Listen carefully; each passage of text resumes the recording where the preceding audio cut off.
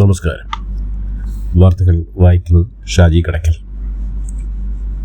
നടിയെ ആക്രമിച്ച കേസിൽ വിചാരണ കോടതിയെ രൂക്ഷമായി വിമർശിച്ച് അതിജീവിത. നിയമത്തിന് മുന്നിൽ എല്ലാവരും തുല്യരല്ലെന്നും അടിസ്ഥാന ആവശ്യങ്ങൾ സംരക്ഷിക്കപ്പെട്ടില്ലെന്നും അതിജീവിത ഇൻസ്റ്റാഗ്രാം പോസ്റ്റിൽ വ്യക്തമാക്കി. ഉയർന്ന നീതിബോധമുള്ള ന്യായാധിപന്മാർ ഇനിയും ഉണ്ടാകുമെന്നും പറഞ്ഞ അതിജീവിത അപ്പീൽ പോകുമെന്ന സൂചനയും പങ്കുവച്ചു. പ്രോസിക്യൂഷനോട് ശത്രുതാപരമായ പെരുമാറ്റം മെമ്മറി കാർഡ് അനധികൃതമായി കൈകാര്യം ചെയ്തതുമായി ബന്ധപ്പെട്ട അന്വേഷണ റിപ്പോർട്ട് നൽകിയില്ല. തുറന്ന കോടതിയിൽ കേസ് നടത്തണമെന്ന ആവശ്യം നിരാകരിച്ചു എന്നിങ്ങനെ നീളുന്നു കോടതിയിൽ നിന്ന് നേരിട്ട നീതി നിഷേധമെന്ന് അതിജീവിത വ്യക്തമാക്കി.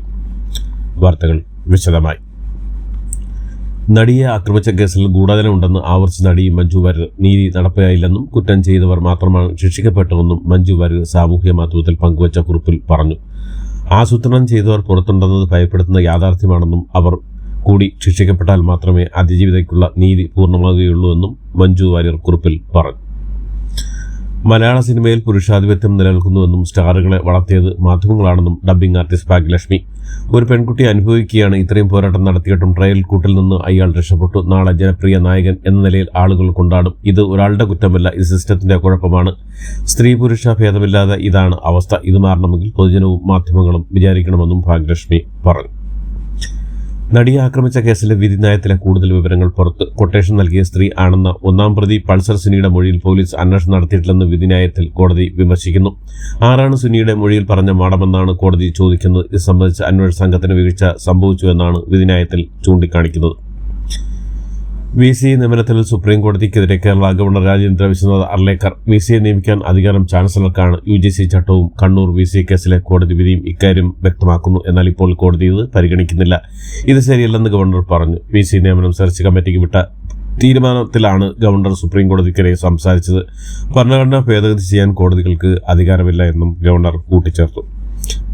ശബരിമല സ്വർണ്ണക്കൊള്ള വിഷയത്തിൽ UDF MPമാർ ഇന്ന് പാർലമെന്റിൽ പ്രതിഷേധിക്കും. രാവിലെ 10:30 പാർലമെന്റ് കവാടത്തിൽ ധർണ നടത്തും. കോടതി മേൽനോട്ടത്തിൽ കേന്ദ്ര ഏജൻസി തലത്തിൽ അന്വേഷണം വേണം എന്നാണ് ആവശ്യം. ആന്റണി MPയുടെ നേതൃത്വത്തിലാണ് പ്രതിഷേധം നടക്കുക. സംസ്ഥാനത്തെ SIT അന്വേഷണത്തിന് തടസ്സങ്ങളുണ്ടെന്നും UDF MPമാർ ആരോപിച്ചു. ശബരിമല സ്വർണ്ണക്കൊള്ളയിൽ അന്തർദേശീയ പുരാവസ്തു കള്ളക്കടത്ത് സംഘത്തിലുള്ള ബന്ധം പ്രത്യേക അന്വേഷണ സംഘത്തിന് മുൻപിൽ പറഞ്ഞിട്ടുണ്ടെന്ന് കോൺഗ്രസ് നേതാവ് രമേശ് ചെന്നിത്തല. വിവാദവുമായി ബന്ധപ്പെട്ട് തനിക്ക് ലഭിച്ച വിവരങ്ങൾ താൻ SITയുടെ മുന്നിൽ പറഞ്ഞിട്ടുണ്ടെന്നും ഒരു പൊതുപ്രവർത്തകൻ എന്ന നിലയിൽ തനിക്ക് ലഭിച്ച വിവരങ്ങളാണ് കൈമാറിയത്, തെളിവുകളില്ലെന്നും ചെന്നിത്തല പറഞ്ഞു.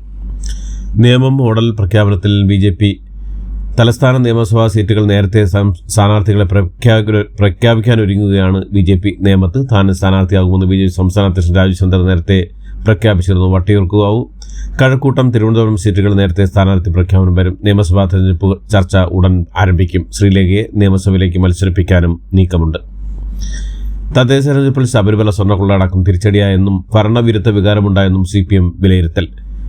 തദ്ദേശ തെരഞ്ഞെടുപ്പ് ഫലം ഞെട്ടിക്കുന്നതാണെന്നും സർക്കാർ നേട്ടങ്ങൾ പ്രചരിപ്പിക്കുന്നതിൽ സംഘടനാ തലത്തിൽ വീഴ്ചയുണ്ടായെന്നും വിലയിരുത്തുന്നു. പരാജയം ഇഴകീറി പരിശോധിക്കാനാണ് പാർട്ടി തീരുമാനം. സ്വർണ്ണക്കൊള്ളയുമായി ബന്ധപ്പെട്ട സർക്കാരിന്റെ നിലപാട് ജനങ്ങളിലേക്ക് എത്തിക്കാനായില്ലെന്നും ആരോപണ വിധേയരായ നേതാക്കൾക്കെതിരെ നടപടിയെടുക്കാത്തത് എതിർവികാരം ഉണ്ടാക്കിയെന്നും CPM വിലയിരുത്തി. M.M. മണിയുടെ പരാമർശം തള്ളി വിദ്യാഭ്യാസ മന്ത്രി V. ശിവൻകുട്ടി. ജനങ്ങളെ ആക്ഷേപിച്ച് ശരിയായില്ലെന്നും അത് പാർട്ടിയുടെ രീതിയല്ലെന്നും അദ്ദേഹം പറഞ്ഞു. അതേസമയം തദ്ദേശ സ്വയംഭരണ തെരഞ്ഞെടുപ്പിൽ പ്രതീക്ഷ ഫല കിട്ടിയില്ലെന്നും ജനങ്ങളുടെ വിധിയെ മാനിക്കുന്നുവെന്നും അദ്ദേഹം പറഞ്ഞു. ശക്തമായി പാർട്ടിയും മുന്നണിയും തിരിച്ചു വരണമെന്നും ആത്മവിശ്വാസത്തോടെയാണ് തെരഞ്ഞെടുപ്പിനെ നേരിട്ടതെന്നും ഏതെങ്കിലും തരത്തിൽ അടിയൊഴുക്കുകൾ ഉണ്ടായെന്ന് പരിശോധിക്കണമെന്നും മന്ത്രി പറഞ്ഞു. അധിക്ഷേപ പരാമർശത്തിൽ നിലപാട് തിരുത്തി M.M. മണി തനിക്ക് തെറ്റുപറ്റിയെന്നും പറഞ്ഞത് തെറ്റാണെന്നും പാർട്ടി പറഞ്ഞതിനെ അംഗീകരിക്കുന്നുവെന്നും M.M. മണി വ്യക്തമാക്കി. അത്തരം പരാമർശം വേണ്ടിയില്ലെന്ന് ഇന്നലത്തെ പ്രത്യേക സാഹചര്യത്തിൽ പറഞ്ഞു പോയതാണെന്നും മണി പറഞ്ഞു. തദ്ദേശ തെരഞ്ഞെടുപ്പ് ഫലം പുറത്തുവന്നതിന് പിന്നാലെ വോട്ടർമാരെ അധിക്ഷേപിച്ച് M.M. മണി നടത്തിയ പരാമർശം വൻ വിവാദമായിരുന്നു. കേരള കോൺഗ്രസ് മാണി ഗ്രൂപ്പിനെ ക്ഷണിച്ച് കോൺഗ്രസ്. UDF വിട്ടുപോയവർ ചിന്തിക്കണമെന്നും മടക്കത്തിന് ഇതാണ് സമയമെന്നും കേരള കോൺഗ്രസിനോട് KPC പ്രസിഡന്റ് സണ്ണി ജോസഫ് വ്യക്തമാക്കി. അതേസമയം അൻവർ UDF ബന്ധം ഉറപ്പിച്ചുവെന്നും അൻവറിന്റെ പാർട്ടി UDF അസോസിയേറ്റ് അംഗമാകുമെന്നും അന്തിമ പ്രഖ്യാപനം ഉടൻ ഉണ്ടാകുമെന്നും സണ്ണി ജോസഫ് പറഞ്ഞു. മലപ്പുറത്തെ വലിയ വിജയങ്ങൾക്കിടയിൽ പൊന്മുണ്ടം പഞ്ചായത്തുണ്ടായ തോൽവി മുസ്ലിം ലീഗിന് കനത്ത തിരിച്ചടി. CPM-മായി ചേർന്ന് കോൺഗ്രസ് പഞ്ചായത്ത് ഭരണം പിടിച്ചാൽ കടുത്ത പ്രശ്നത്തിലാണ് മുസ്ലിം ലീഗ്. കോൺഗ്രസിന് മുന്നണി മര്യാദ ലംഘിച്ചുവെന്നും അതങ്ങനെ വിടാൻ മുസ്ലിം ലീഗ് ഉദ്ദേശിക്കുന്നില്ലെന്നും സംസ്ഥാന ജനറൽ സെക്രട്ടറി PM.A. സലാം പറഞ്ഞു. മലപ്പുറത്ത് കോൺഗ്രസും മുസ്ലിം ലീഗും തമ്മിൽ നേർക്കുനേർ മത്സരിച്ച് ഇത്തവണ പൊന്മുണ്ടം പഞ്ചായത്തിൽ മാത്രമായിരുന്നു. തദ്ദേശ തെരഞ്ഞെടുപ്പിലെ LDFന്റെ തിരിച്ചടിയിൽ വിമർശനവുമായി CPI നേതാവ് KK ശിവരാമൻ ഇനിയെങ്കിലും കാര്യങ്ങൾ മനസ്സിലാക്കാൻ ഇടതുപക്ഷത്തിന് കഴിയണമെന്നാണ് ഫേസ്ബുക്ക് പോസ്റ്റിലൂടെ വിമർശനം. ജനങ്ങളുടെ യജമാന്മാരാണെന്നാണ് പല നേതാക്കളുടെയും ധാരണ. പ്രവൃത്തിയും വാക്കും തമ്മിൽ പൊരുത്തം ഉണ്ടാകണമെന്നും അദ്ദേഹം പറഞ്ഞു. തിരുവനന്തപുരം കോർപ്പറേഷൻ LDF കനത്ത തോൽവിയിലെ വിമർശനങ്ങൾക്ക് പിന്നാലെ വാട്സാപ്പ് സ്റ്റാറ്റസുമായി ആര്യ രാജേന്ദ്രൻ ഒരിഞ്ച് പോലും പിന്നോട്ടില്ലെന്ന ജനങ്ങൾക്കൊപ്പമുള്ള ചിത്രങ്ങൾ വാട്സാപ്പ് സ്റ്റാറ്റസാക്കി ആര്യയുടെ വാചകം തോൽവി കാരണം മേയർ ജനകീയത ഇല്ലാതാക്കിയെന്ന് CPM കൗൺസിലറായിരുന്ന ഗായത്രി ബാബു നേരത്തെ വിമർശിച്ചിരുന്നു. തിരുവനന്തപുരം കോർപ്പറേഷനിലെ CPMന്റെ പരാജയം ആര്യ രാജേന്ദ്രന്റെ ധാർഷ്ട്യത്തിലുള്ള മറുപടിയെന്ന് ആര്യക്കെതിരെ നിയമപോരാട്ടം നടത്തുന്ന മുൻ KSRTC ഡ്രൈവർ യദു. തന്നെപ്പോലെയുള്ളവരോടുള്ള പെരുമാറ്റങ്ങൾ ജനങ്ങൾ വിലയിരുത്തിയെന്ന് യദു പറഞ്ഞു. നടുറോഡിൽ KSRTC ബസ് തടഞ്ഞ സംഭവം മേയറായിരുന്ന ആര്യ രാജേന്ദ്രന്റെ വലിയ വിമർശനങ്ങൾക്ക് കാരണമായിരുന്നു. പാലക്കാട് തിരക്കിട്ട രാഷ്ട്രീയ നീക്കങ്ങൾ. തെരഞ്ഞെടുപ്പ് പ്രഖ്യാപനം വന്നതിന് പിന്നാലെ നഗരസഭയിൽ BJPയെ തടയിടാൻ സഖ്യസാധ്യത അന്വേഷിക്കുകയാണ് കോൺഗ്രസും CPM. BJPയെ മാറ്റി നിർത്തുകയാണ് പ്രധാന ലക്ഷ്യമെന്നും എല്ലാവരുമായി കൈകോർക്കാൻ കഴിയുമോയെന്ന് അറിയില്ലെന്നും DCC പ്രസിഡന്റ് A തങ്കപ്പൻ പറഞ്ഞു.